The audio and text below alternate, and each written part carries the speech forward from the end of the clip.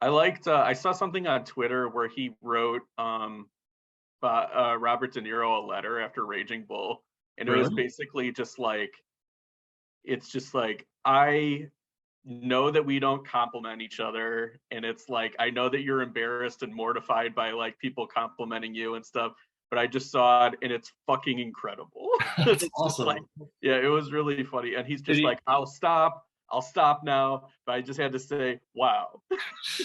What a picture. Yeah. Yeah, no, this is one of my favorite things that you've ever given me, buddy. I love it. Oh, thanks, man. Yeah, I don't know if it reverses, but yeah, no, I see it. I see it.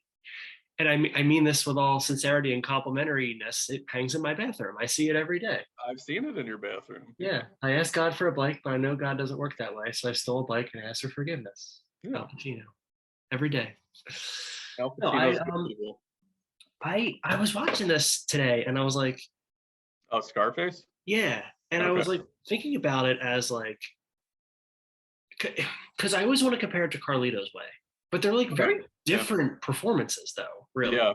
like Tony Montana is so like he's more like a like I don't want to say slimier, but he's got like he's No, like he's a slimy. well, He's he's slimy. There's hardly anybody slimier than Tony I Montana. know he's slimier, but he's also like a like he's like a little like he's a little mouse. Like he just like has to Yeah. like be fidgeting all the time. I love that because like nobody does stillness like Michael Corleone. You know, like Yeah. that stillness is his power, and the fact that he can play both sides of that is so just that's why he's the best. Yeah. It would be interesting to see if Carlito would be like who he ended up becoming if he lived. Like if like the Yeah, deal with Sosa went the way that it was supposed to and right. everything like that. But the thing that I like I liked Scarface this time more than I ever have. And Okay. it's really weird because I always saw it as like this movie of excess, like it was the Right. Oliver Stone, like Natural Born Killers, but directed by De Palma type of thing. Yeah.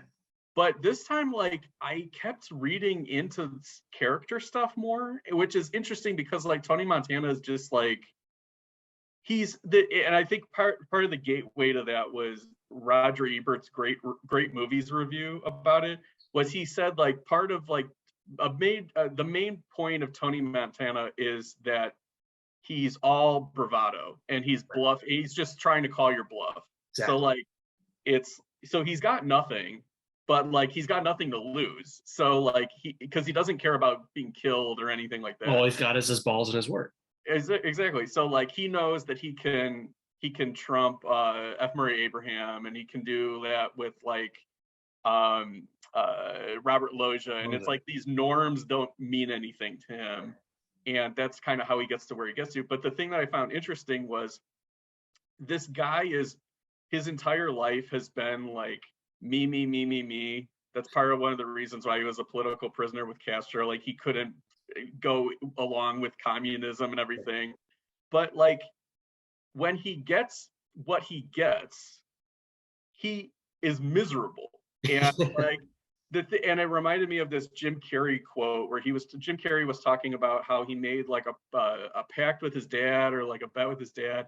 He's like, one of these days I'm going to be like the highest paid actor in Hollywood, and like he got there and he said that he felt worse than he's ever felt before, like Yeah. when he got there. So it's like the dream is so it's like Tony Montana, it's like he gets the dream, but he's got no like inner life. So Yeah. like all he has is just this craven like consume more thing. It's one of the things I was tracking this time watching it, going like, all right, like we've seen enough mob things at this point. We've seen like have you seen the original, the Howard Hawks Scarface? No, not the Plum Muni one. Yeah, I watched it in college. I haven't watched it since, but I mean, I know the beats of the movies are the same. And I'm thinking about the interiority of the character, and like, and I'm watching the movie this time, and I'm like, hey, you know, like this movie's like, it completely succeeds at what it wants to do. It completely succeeds at what it's trying to do. It's Yeah, excessive, all the things you said before, but he's got no like. I'm trying to track his inner like morality, like his inner flaws. Like, what are his Achilles heels? What are the things that really he bumps up against that cause him, yeah, and obviously it's pride, obviously it's his big one and all that, and the excess yeah. and all those things. Yeah. um The but funny like thing for me is like his downfall basically is that he's not the biggest snake in the grass. Like he gets right, to a point, where like he's unwilling to kill a woman, an innocent woman and a kid, and because of that, because he's being like punished for not being even worse. Which is like Like, the thing that he always called everybody else out on, right? yeah, exactly. He always got to that point in the hierarchy where he was like, no, you're not bad enough. No, I can be worse than you. I can do that. And then he finally gets to that point. But like you have those issues where I'm like, I'm tracking it like, oh, his character and this and that. But like the movie just always gets away with it. Like it always gets away with him being this kind of like weird, prideful cipher. And I never need more because Scarface, I think, is a movie that like you mentioned liking it more this time than you ever have. I do think it's a movie that has outlived its horrible fans and its horrible reputation. Yeah, You know what I it's mean? weird. Yeah, it's weird because like that reputation, it's the Wolf of Wall Street. It's like Exactly. you're unwilling to connect, to identify with it or connect with it or engage with it, is I guess the word that I'm looking for, on any level other than the one that you went into the movie being like, the world is yours, like it's so cool. It's like you're ignoring major chunks Exactly. And of I everything. always I Yeah. always love anti-hero stories. I love Yeah. like my Mad Men is my favorite show. Like I love The Mhm. Sopranos. I know and there's that Breaking Bad thing where there was this rash of anti-hero shows, and it's that 13-year-old boy, it's Fight Club, or it's even High Fidelity, right? Where one of the reasons I loved High Fidelity at 16 was like, oh, this guy, he gets it. And at 25 I was like, wow, this guy's an idiot. Now I'm like, this guy's a villain. Like this guy Yeah, is to a your villain. credit, figured it out at 25. Like he's the villain. Yeah. So I watch like something like Mad Men, and I'm not going like, oh, Don Draper's so cool. It's like, no, he's a fucking sociopath. Like, what is like? Let me figure out what's wrong with this guy. And so you watch Scarface for the same reasons, but there's something about it that it isn't a deep dissection of sociopathy. It's not a deep. It's He it's doesn't, just yeah.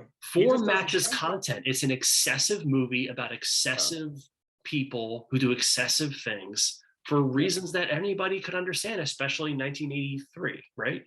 Yeah. And one of the, I really like the Michelle Pfeiffer performance in the Yes. movie. And it's not even that like a different movie, I won't say a better movie or a worse movie, she would be Sharon Stone in Casino, where like there would Yeah. be more depth to her. But in this, like the whole point is that all she cares about is just like being around the guy who can give her stuff to shove up her nose. Like, and it's like she's got no interior life either. So it's like weirdly that like her and Tony Montana are kind of like peas in a pod in a Yeah. way that she's like not willing to concede, but like they're basically like it's almost like a good pairing because like he gets what he wants out of her, which is basically like a trophy, Status. Yeah. and then she gets what she wants out of him, which is just access to cocaine. Yeah. Like it goes back to he's unwilling to blow up the car with the guy who's going on the news and everything Yeah. because the wife and kid are with the guy. Right. But it kind of goes back to like when he's asking Michelle Pfeiffer to like betray Frank, Robert Loggia, to like be with him. He wants kids, so it's like his Achilles heel almost is like he wants this family unit that he like does not deserve at all. No. And like can't It's weird. sustain, like Yeah. wouldn't know how to sustain, wouldn't begin to understand how to sustain. Like, but what the point that struck me the most this time, and it's the whole thesis of the movie, which I didn't even pick up on, is in previous viewings, is in the restaurant when he's all fucked up and he's looking at all the people and he's like, you just want somebody to play the bad guy. He has that whole speech to that's exactly as much interiority as I want from him. Throughout that whole scene, he's kind of like just slunched or like hunched over, He's got that great slouching, everything like that. And then it kind of thinks back, it ties back to the scene earlier in the movie where he's at the club and like the dude in the pig costume gets assassinated by accident, which is just kind of a funny image. I don't know. I always found it like very funny. But you see Tony Montana and like the night is done, his business is done for the night. He's beaten up his sister, like he's like made overtures about like how much do I gotta grease Harris Yulin's police officer, anything like that. So like his day at the office is done, and what is he left with? He's just like hunched over, slouched in a booth, Oh, And that's like, puffing up on him. so it's like at the end of the day, he's like an empty vessel. It's like he just is, he's out of, it's like he needs to recharge his battery like a phone. Yeah. Like he's just out of juice. And it's so interesting that like this guy's got no interior or like dreams or anything like that. It's just he wants more, and he doesn't know what to do with it, and once he has it, he's just like empty. Because you can't ever figure out where his pivot. The one thing I was trying to figure out was where his pivot is. Because at the beginning of the movie, he's so streetwise, he's so smart, he's so honest. He sees through the bullshit, as you said before. Like he's the one who's willing to be worse than everybody else. He's the one, who's willing to. He sees through people, and then he even tells his buddy, at one point, he's like, we're getting sloppy. Like we're getting sloppy. We're starting to, we're not hungry anymore. He's got good instincts for a lot of the movie. Mm-hmm. And it's interesting to see how his instincts fail him as pride takes over. I think like with him, he almost like needs conflict.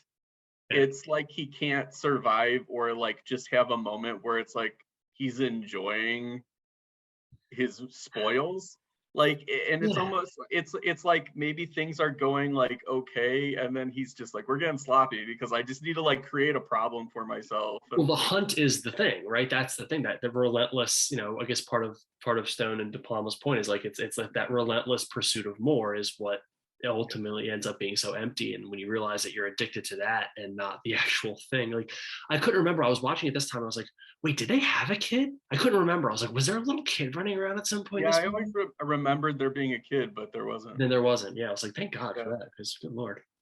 Brian De Palma was such a perfect match for this material. Oh, yeah. It's like, and I'm so glad that it was made in like the early 80s too, because it's like the synthesizer stuff, and it's the right time to make it. It's so sleazy. It's great.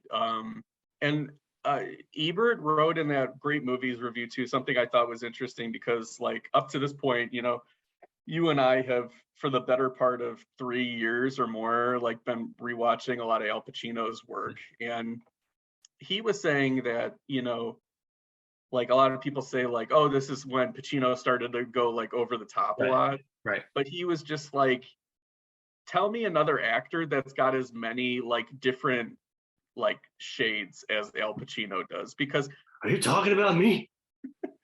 It's like, oh, he's over the top. It's like a lot of actors can't even get to that top. So like one thing that I thought was interesting was somebody like, when I was really young, I asked like a grown up, I was a kid, and I was like, hey, what is good acting? Like I was like, what like you hear like so and so is a great actor, whatever.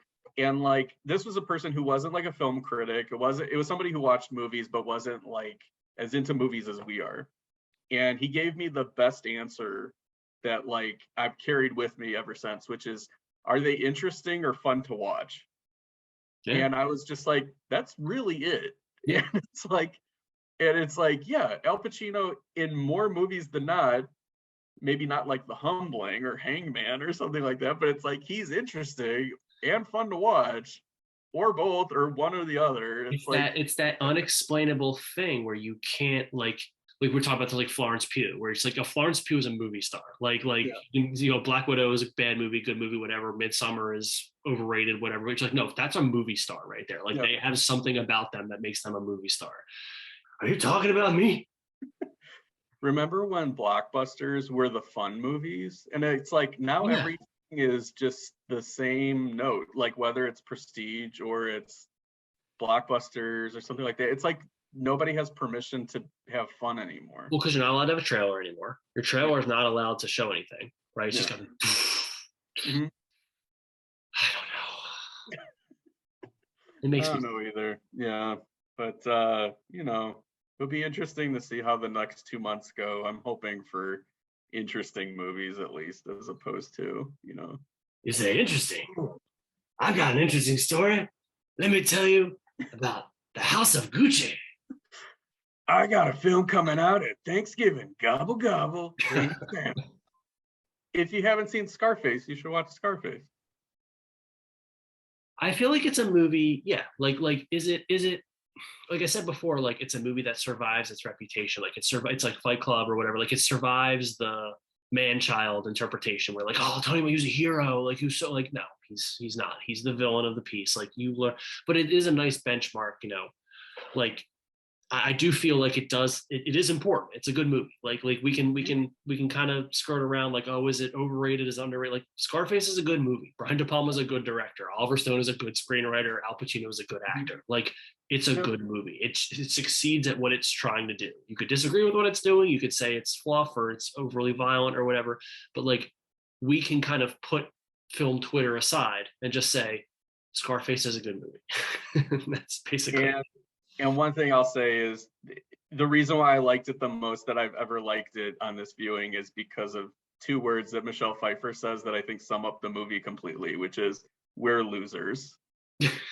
Because she knows it, deep down he knows it.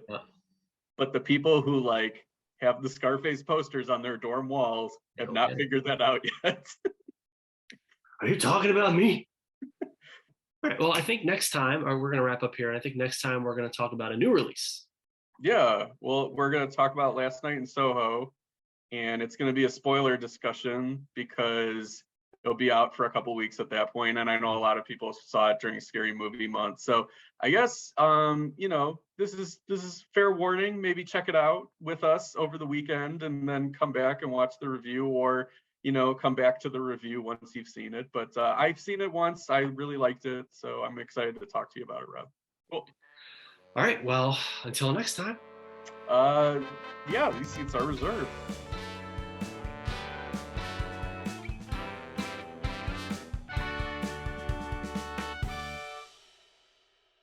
Are you talking about me?